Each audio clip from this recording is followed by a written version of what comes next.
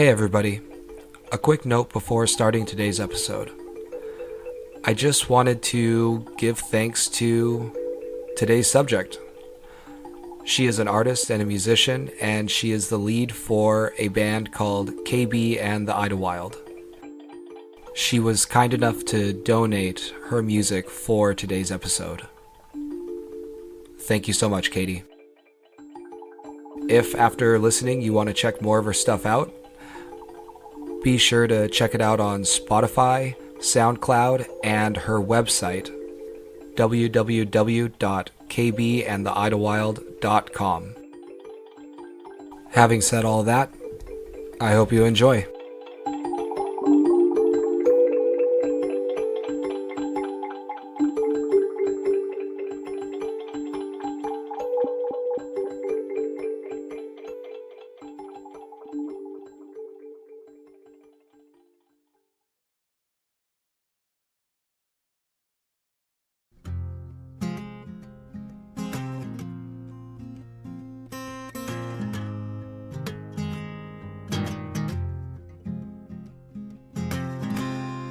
The first time I got high was, this might sound really lame, but it was an iced cappuccino.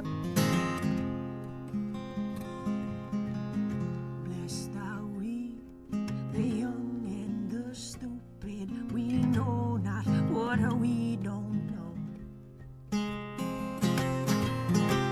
Blessed are we. And I remember I felt super intelligent and determined and aware, and I also felt really full.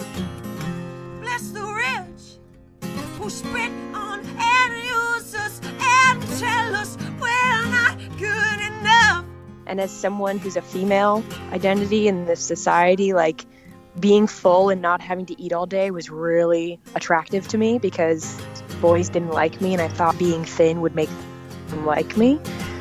So I went an entire day, super high aptitude, like absorbing my day, really good in all of my classes.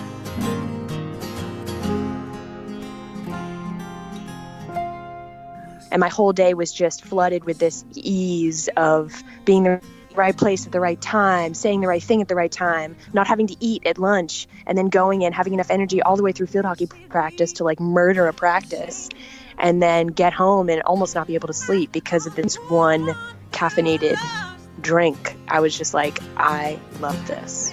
And so I tried to get them as long as I could. I tried to get rides to school from my father so I could go and stop there before school, or try to get there after school, and I was hooked. Blessed are we. Blessed be.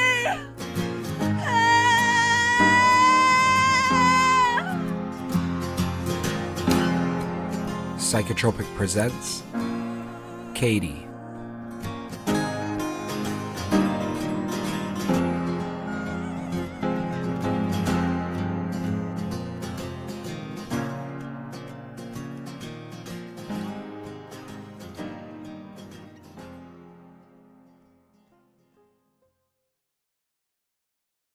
So you were really attracted to stimulants then? You were sensitive to them, it sounds like. Yes, beautiful word. Because it made me feel like superhuman, and it gave me courage to not care what other people thought, because I was like, I'm superhuman, I'm impenetrable. Even if I'm wrong, it doesn't matter, because I have this strength about me that it's like nothing can touch me, this untouchableness. How did your journey into substance use progress from there? Long nights with high times beats the monkey at the waist.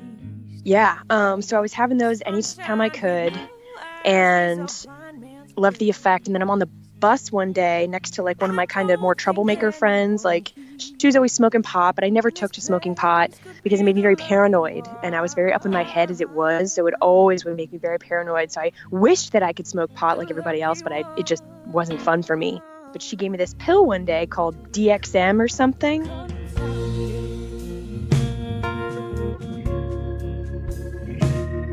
Confounded. And what I later took as like, I think now I have the name for it, like Dexedrine. I didn't know what it was going to do, but I was just taking it because she was cool and she was sitting next to me. And all of a sudden, like, boom, an even bigger high of this superwoman, superhuman sense came about me. And I was like, now it goes from caffeine to a condensed pill form, and I am concentrated.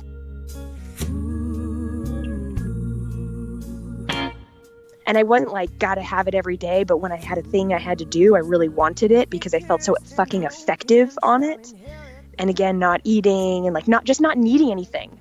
It's like for the first time I didn't need anything from the outside. I could realize all the abundance of information and love and understanding I had inside of me through this pill, like unlocked me. And that's why I fell in love with it so much. So as a child, did you suffer from insecurities? Yeah, I used to come home crying every single day. I was like very up in my head. I've always been up in my head. I'm a head type. And so I'm like hyper aware of what other people are doing, thinking, seeing, saying, and how it affects me and how I affect them. So like taking up space was very difficult as a child. Once all that awareness started to come through, I was very paranoid. People were always making fun of me. And then when they were, it was more evidence to be more afraid. So yeah, I was constantly being like ridiculed for sweating too much or, you know, not being funny enough or not being pretty enough. It was like, it just sucked, you know. Everyone goes through that, I'm sure, but it just affected me a lot. And so I had no like safe place to go. Even though my family was beautiful, I felt like no one could understand. What was your route for acquiring Adderall?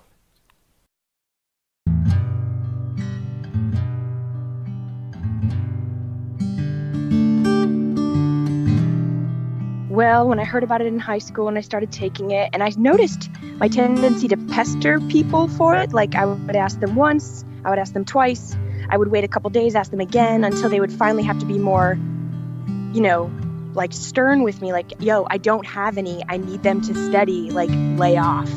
I could drink a bottle of you. That was in high school. And then in college, you know, there's just drug dealers, there's people around who have them and are selling them, so you can always find it there. And I only would take it for papers, and then, you know, you just kind of, I think you attract into your life so much of what you think you need, or, you know, like the idea, I'm not good enough. Let's get ahead of ourselves. People just came into my experience that were going to give me pills that told me, yes, you're not good enough, especially not without this. Let's take it 7 steps at a time. And to them, it was all this innocent shit. For me, it was like, this is how I do things. So it was much more serious for me. 'Cause 210%. But yeah, it just kept falling into my lap. Or nothing is the way that I like. And then later it became meth or whatever I could get. That stuff that keeps pilots awake.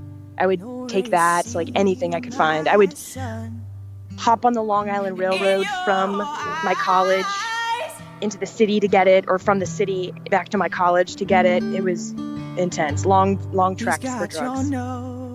Can you describe the first time you tried Adderall? And my love for Chinese. Gosh. Yeah, I think it was the pink one. That was the moment where it turned into a creative, productive thing. Because I am an artist, and so that's when I got sparked that this stuff is going to make me a great artist in person. And it was like high school. It was the pink ones. I think the 20s, and it was like not the generic kind, like old school Adderall that's so powdery. And I remember taking like a half of it or something, and I was just skyrocketed. Like I couldn't wait to keep learning and absorbing and just like hiding in information and producing. I wrote this crazy ass poem about coffee called Java Jargon that was actually ironically very sexual, even though I couldn't understand my own sexuality. It was very confused, but it all came out in this talk of coffee and being very like sexy. And I remember writing that when I was like 15, and I was like, damn, this shit is powerful. Like I want to take this all the time so I can express myself. My whole thing progressed from high school to college. At college level, by the time I graduated, which I almost didn't, I was writing papers for money just to get high. And I wasn't exposed to meth in college. I was only around like, pills and kids and, whatever. But when I went to grad school in New York City, that's when meth was like available. And so people had Adderall, and when they would run out, we'd get meth. Can you describe the first time you tried meth?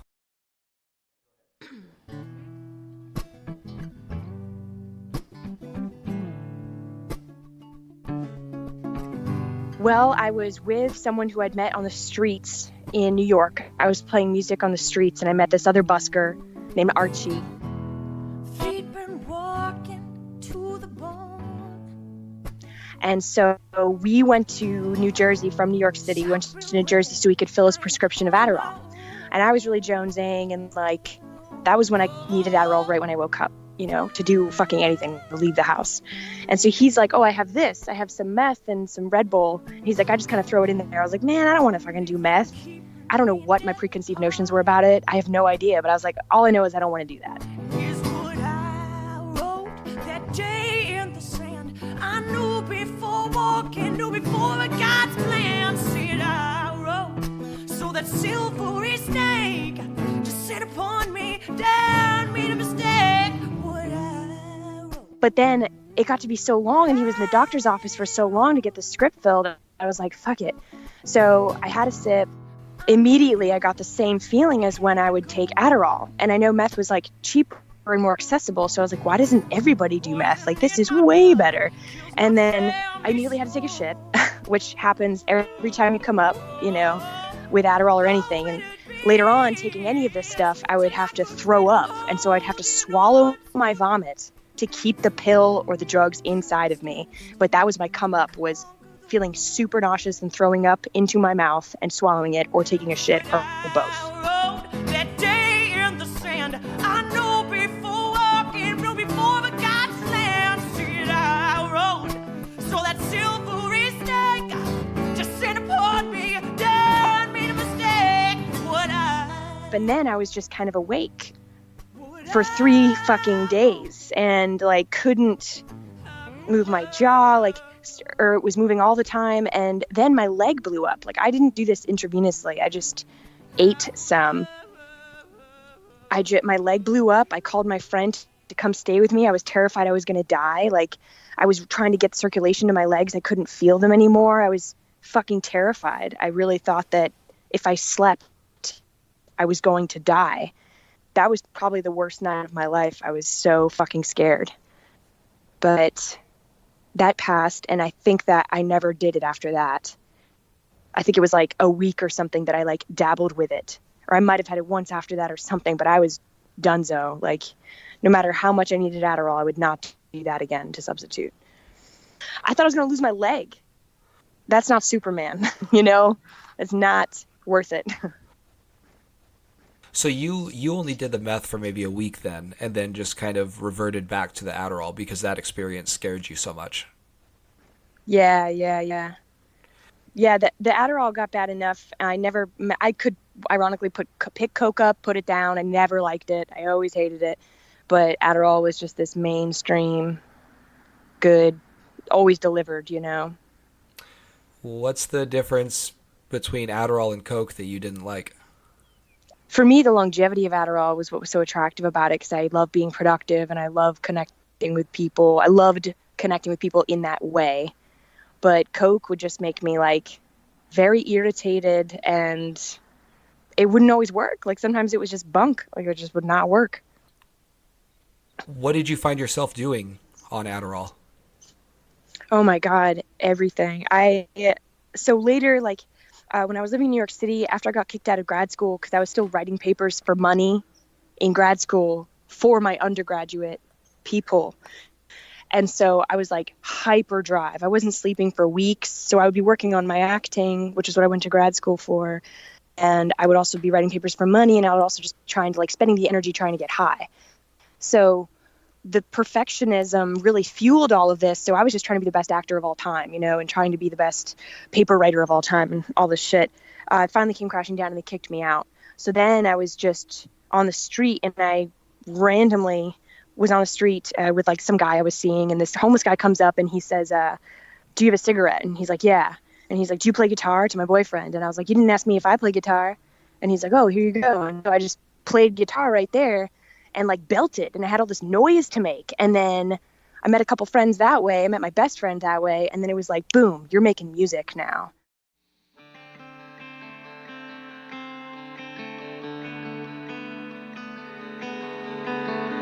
Like, I hadn't written music since I was 16. I was like 22 at the time. And I was like, I'm making music. And so on Adderall, I made music. And that was it.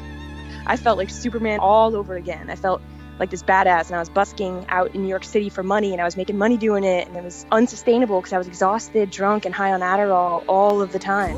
Stop.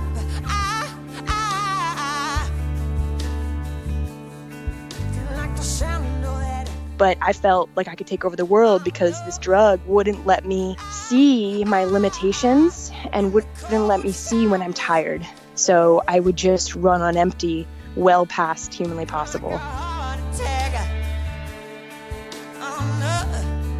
What were your songs about? Well, he don't cool skin. It's a saving grace on mine. Gosh, you know, it's funny you say that because they were all like pain-driven. And my frozen in a simple pleasant time. And I always assumed it was somebody else's story I was singing, not mine. Because I was fine, you know, to me. One thing all day, one thing all night. I was like, I'm fine. I'm living the real life. You know, this is real. It was all about pain. I didn't write a happy song until I was a year sober. Not once. not once.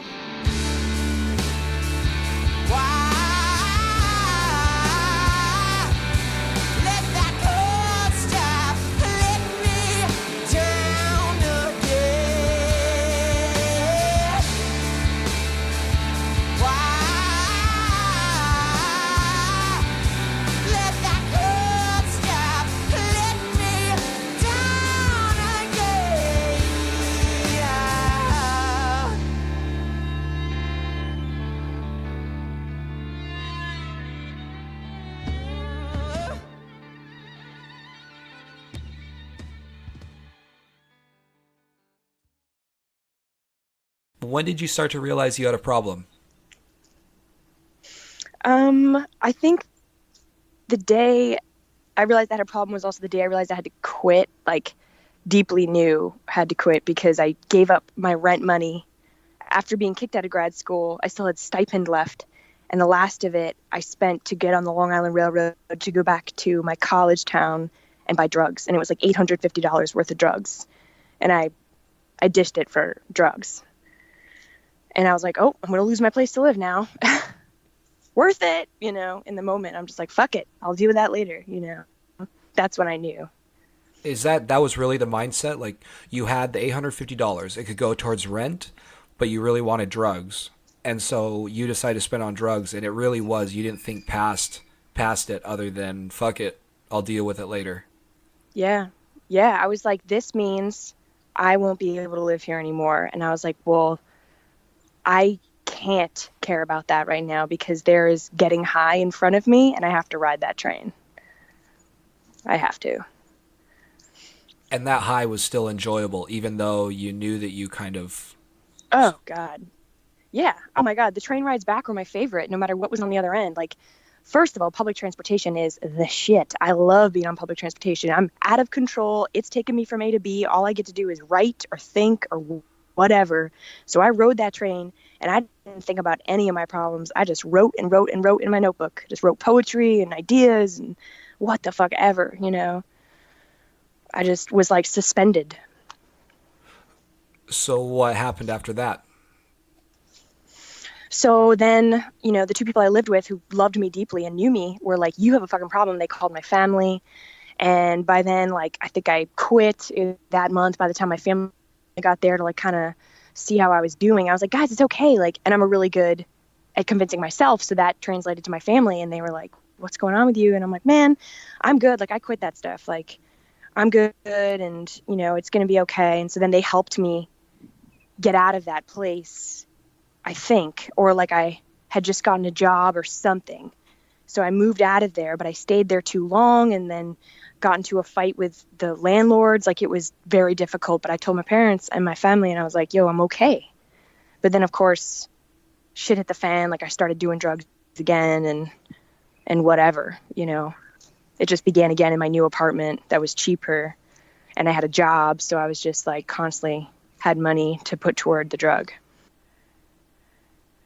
You had talked about earlier on that Adderall kind of helped you with femininity issues. Yes. Can you describe that?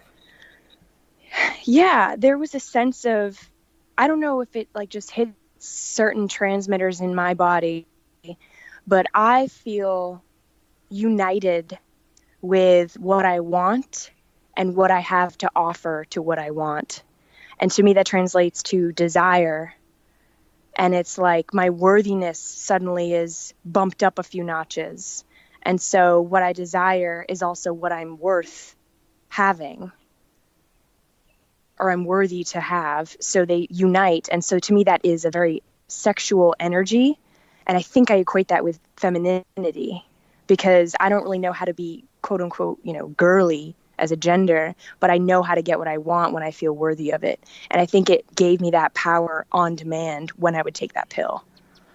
I don't know. It's just like being this, like suddenly being a laser beam pointing at the world versus this like lace frilly thing that like can't get their energy together. You know, I just felt like a laser beam. On anywhere I pointed the laser beam, I could create joy and attain and have acquisition, you know, of what I wanted. Whether it be a song or a person in my life or a goal, you know, whatever it was. So how did you go about actually quitting? Well, my best friend, Peter, who I met on the street playing music, he was almost living with me. It was right before I got kicked out. He was like, you know what you can do instead? You can get drunk. I was like, you're right. You know, I'm just gonna, because I felt like when I was coming down off of it, I felt like I had all this energy because I wasn't wasting it on getting, you know, who do I call? How do I get it? How do I get in touch with the people that have it? All this, there's so much fucking energy in that. Like a ball of that was in me because I wasn't spending it on getting it. So I felt like I could push the sides of the walls away. And I felt like I could, I mean, it was an insane amount of energy inside of me. So I chose to get drunk. And so I did. And I just kept trying to drink it off. And I finally only quit, you know, fucking 7 years after that moment. That was when I first started trying to quit. I truly quit when Peter, that best friend, when he died a year and a half ago.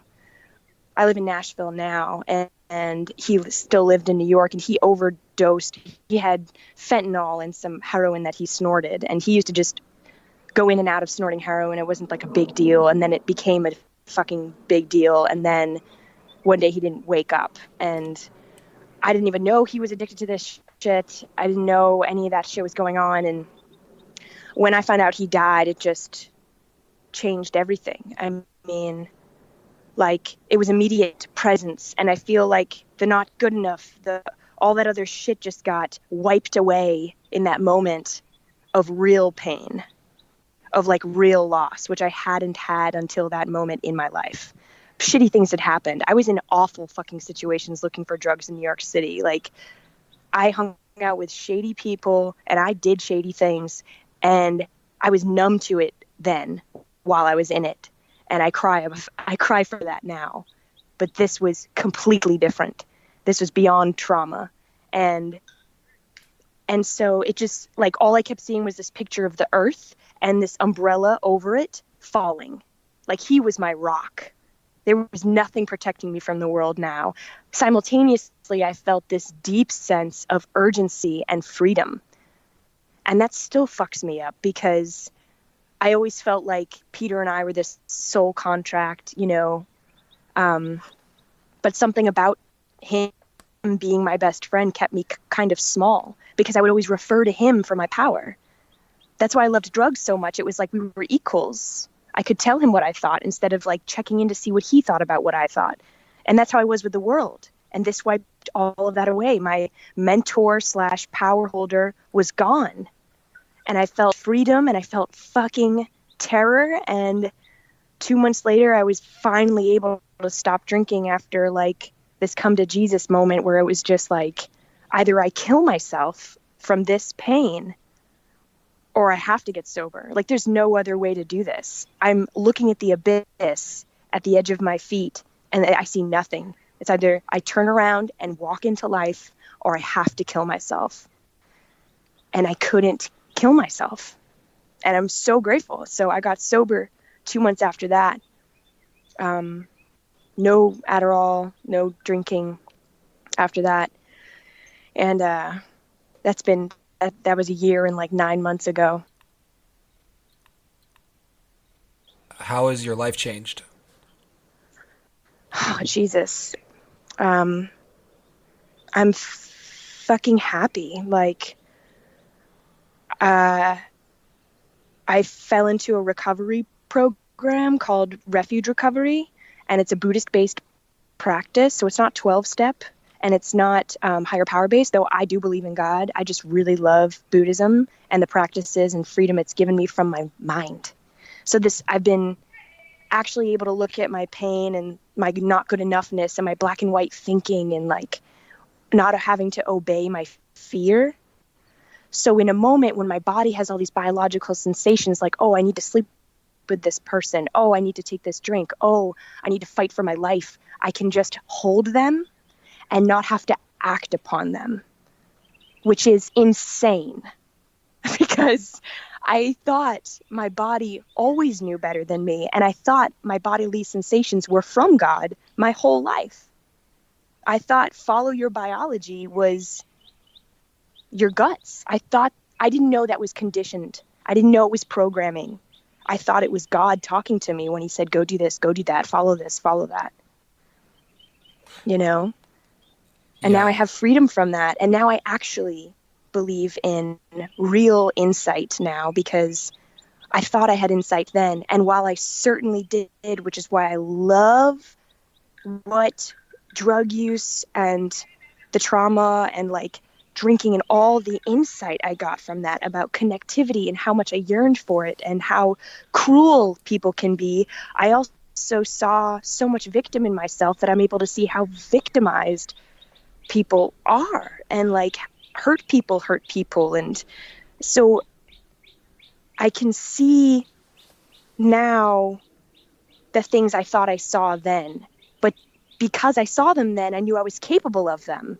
Does that make sense? Like I had a deep connective insight about humanity and what's real and what's important then, but I had no idea how to implement it. And now, because I saw it then, I knew I was capable of it now, and it's blossoming in a fertile environment of grace and mercy and peace and community.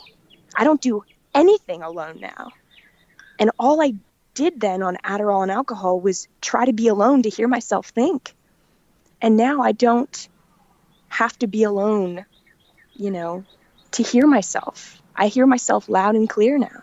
I didn't realize that me trying to be alone by taking drugs was actually keeping me from hearing myself in the first fucking place. 1, 2, 3, 4, 5, 6.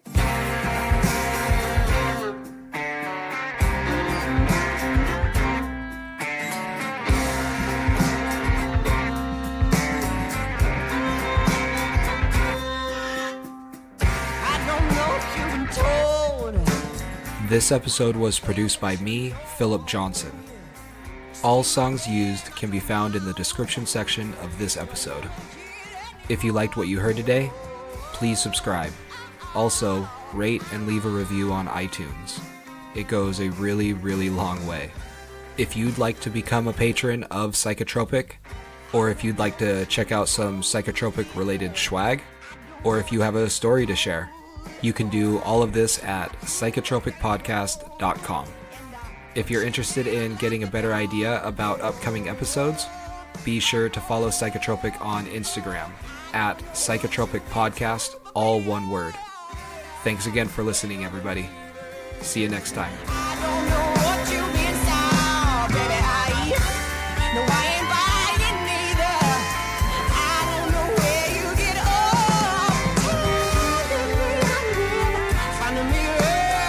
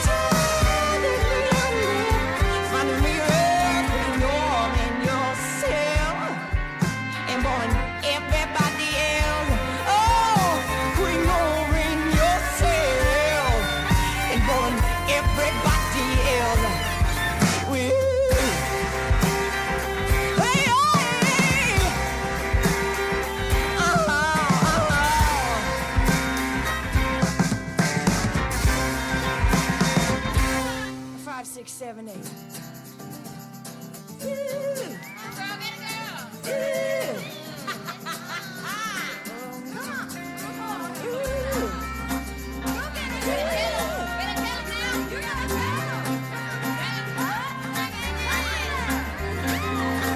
Mind your business, baby. Mind your business, girl. Mind your business, baby. Stay the fuck up out my world. Mind your business, baby. Mind your business, girl. Mind your business, baby. Stay the fuck up out my world. Mind your business, baby. Mind your business, girl. Mind your business, baby. Stay the fuck up out my world. Mind your business, baby. Mind your business, girl. Mind your business, baby. Stay the fuck up out my world. 'Cause I don't know what you've been told.